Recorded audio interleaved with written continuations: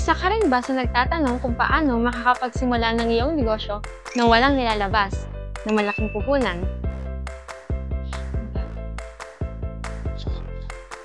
Isa rin yan sa tanong ng karamihan at isa sa dahilan kung bakit maraming Pilipino ang hindi makapagsimula. Hindi dahil tamad, pero dahil takot maglabas ng malaking pera, tapos hindi naman mabebenta. But what if, sabihin ko sa'yo, na pwede kang magsimula ng iyong negosyo kahit wala kang nilalabas na malaking puhunan. Sa traditional business, ikaw ang bibili ng stocks. Ikaw ang mag-iimba, ikaw ang magpapak, ikaw rin ang mag-deliver. Pero what if hindi mabenta? Diretso tayo.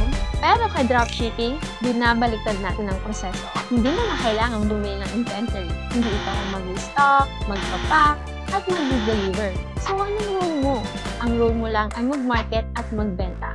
And once may order, kami nang bahala sa fulfillment. Kapag may order, doon mo lang babayaran ng item gamit ang e-wallet top-up mo. Meaning, wala kang ilalabas na malaking puhunan, walang bulk stocks, at maliit ang chance ng risk na malugi. Ano lang ang kailangan mo? Ang kailangan mo lang is to have a small subscription fee for you to have an access in bilis benta and your e-top-up wallet to proceed your orders. And from there, kikita ka na ng malaki kahit wala kang sariling bodega at walang nilalabas na malaking kapital.